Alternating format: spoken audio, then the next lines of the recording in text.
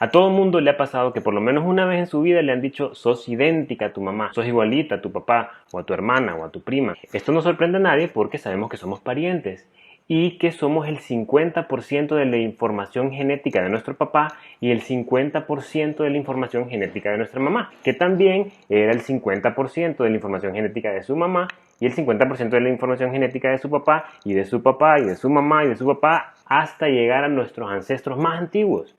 Si vemos esto desde otra perspectiva y se compara usted conmigo, sabemos que aunque ya no somos idénticos, que nuestras orejas pueden verse diferentes, o que nuestros ojos pueden verse distintos, o que la longitud de nuestra nariz es distinta, tenemos orejas y tenemos ojos y tenemos boca y tenemos un montón de otras características en común. Y esto quiere decir lo mismo, que somos parientes, que tenemos un antepasado que nos heredó esas características y que eso nos hace pertenecer a un grupo y que nos demuestra que la evolución está ahí, heredando características. También pasa en la naturaleza que hay parecidos que están ahí por razones distintas a la herencia, ¿sí? Podemos ver, por ejemplo, este yogur que se parece al Joker, o podemos ver estas válvulas que se parece a Rafiki del Rey León, o este tambo que se parece a Trump. También podemos ver que la naturaleza a propósito genera parecidos. En el caso de esta oruga, que parece que una oruga como cualquier otra, que eventualmente se va a transformar en una mariposa o en una polilla, cuando se le molesta aparece una víbora, donde aparece una serpiente del grupo Vipéridos con cabeza puntuda, que son súper temibles en la naturaleza porque se sabe que su picada es mortal. Hay una disciplina que se encarga de encontrar estas similitudes y de compararlas, para hacernos ver de una forma más comprensiva nuestro origen evolutivo y nuestra historia natural. Esta disciplina se llama anatomía comparada y de eso vamos a hablar hoy.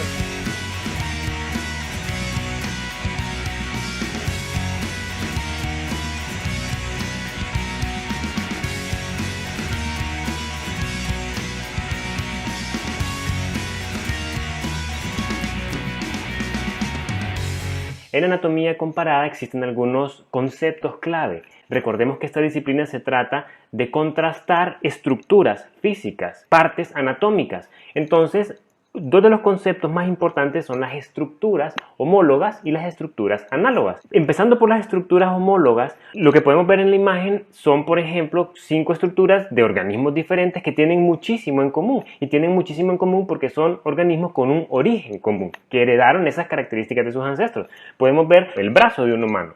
Podemos ver el ala de un murciélago, la aleta de una tortuga, la pata de una rana o la pata de un caballo. Por muy diferentes que sean estos organismos entre sí, podemos ver que la composición de esa estructura es muy similar. Acá se ha coloreado de cierta forma cada parte de esa estructura ósea, de esos huesos que componen a esa estructura. Podemos ver que el húmero, el radio, el cúbito, el metacarpo y las falanges están ahí en todos ellos. ¿Y qué tenemos en común con todos ellos? No todos son mamíferos, pero todos son cordados. Entonces, esa distribución, aunque funcione para cosas distintas, está ahí conformada de manera similar. El ala de un murciélago le sirve para volar, mientras que nuestro brazo nos sirve para tomar cosas. La aleta de una tortuga le sirve para nadar y la pata de un caballo sirve para correr. Sin embargo, las piezas son las mismas y esa es una prueba de que en algún momento de la historia tuvimos un antepasado común que heredó este tipo de características. La razón de estas similitudes es justamente ese ancestro en común, ese antepasado, y para visualizar eso es súper importante tomar como referencia los cladogramas. Ahí podemos ver un cladograma que lo que muestra son diferentes grupos que están relacionados entre sí y que esa relación entre sí es un ancestro en común que presentaron. En estos tipos de diagramas lo que podemos ver es la característica que presentan en común, ¿sí? Entonces podemos ver el humano y el chimpancé, del que tanto se ha hablado que hay similitudes, y lo que tienen en común es un pulgar oponible, el cual ha sido súper útil para adaptaciones y para generar tecnología y para generar herramientas y para poder agarrar cosas con firmeza. Ahora, podríamos pensar que con un ratón no tenemos mayores características en común, pero por supuesto que las hay y las hay por montones. Todos ellos, el chimpancé, el humano y el ratón, son mamíferos. Entonces podemos ver que aunque el ratón no tiene pulgares oponibles, sí presenta pelo y glándulas mamarias al igual que nosotros y al igual que los chimpancés. Entonces, ¿qué refleja este tipo de diagrama? Que en cada unión de un organismo con otro está reflejado un ancestro en común que heredó ese tipo de cosas. O sea, el pulgar oponible en un mono araña y en nosotros no es casualidad, sino que antes hubo un ancestro que nos lo heredó a los dos. Podemos seguir viendo el diagrama donde, por ejemplo, una lagartija, que ya no es mamífero, pero sí es un cordado, presenta una gran cantidad de cosas en común, como las garras y las uñas, que no presentan los anfibios, como las salamandras. Ningún sapo, ninguna rana, ninguna salamandra presenta estas características que fueron surgiendo con la evolución en el tiempo. Y los peces, los primeros cordados que tenemos, tienen en común que tienen las vértebras, ¿sí? De donde hay pulmones en común, o garras, o pelo, o pulgares, pero siguen guardando cosas en común y reflejan este origen evolutivo de estos organismos. Podemos ver con un poco más de detalle ahora solo grupos de primates y podemos ver que el mecanismo sigue estando ahí. Las estructuras homólogas, o sea, las estructuras en común, las estructuras que obtuvimos por herencia de antepasados, siguen estando ahí. Podemos ver en un cladograma ya específico para los primates que estas características homólogas, o sea, estos rasgos heredados que tenemos en común, están presentes en diferentes grados. Aquí tenemos a la izquierda al humano, estos son patas, estos son pies, tenemos al humano y a un ancestro ya desaparecido que se llamaba Ardipithecus ramidus, que ambos eran bípedos, o sea, ambos caminaban en dos patas, lo que se llama bipedestación, y esto demuestra que hay cierta estructura en el pie, donde ese pulgar alargado ya no iba siendo tan necesario, por tanto, en el Ardipithecus ramidus ya iba siendo cada vez más pequeño, cada vez menos notorio.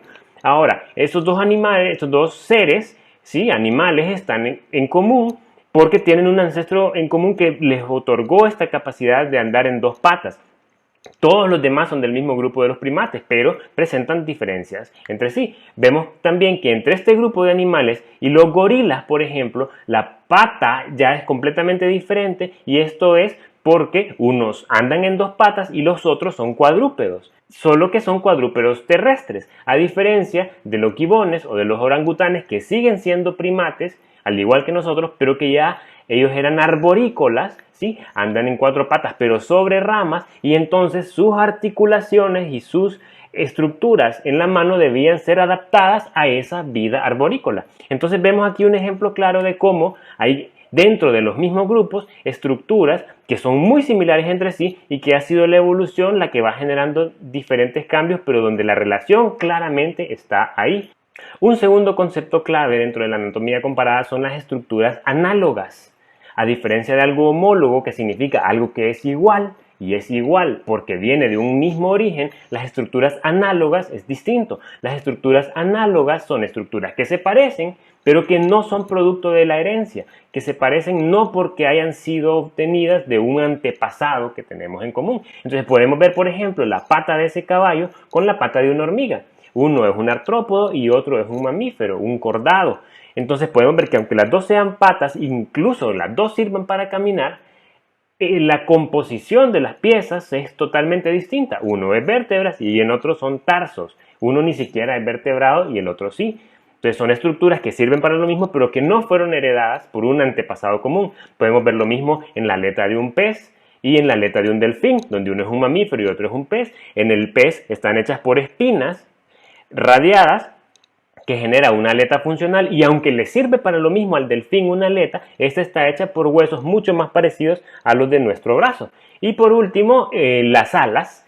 El ala de un ave, que también está hecho por huesos muy parecidos a los del resto de cordados, es súper diferente al ala de un insecto, al ala de una de esas temibles cucarachas voladoras, o la de una cicada como la que vemos en pantalla, o la de una esperanza, o la de cualquier otro insecto que, aunque también tiene alas y también le sirven para volar, está hecha por estructuras completamente diferentes. Entonces esas son estructuras análogas y esas no tienen nada que ver con la herencia. Entonces podemos ver cómo la anatomía comparada es una herramienta no solo para ver en qué nos parecemos o en qué nos diferenciamos, sino que para identificar y analizar en esas similitudes cuán relacionados estamos entre nosotros. Sabemos que dos estructuras que son súper similares en composición representan que un ancestro ha heredado ese tipo de características y que por tanto hay cierta relación y cierta parentesco entre dos organismos diferentes. Entonces, al igual que en la taxonomía, esta disciplina permite esa visión comprensiva sobre nuestro origen y sobre nuestro pasado y sobre todo este proceso de historia natural y evolución que está presente en la vida en todo momento.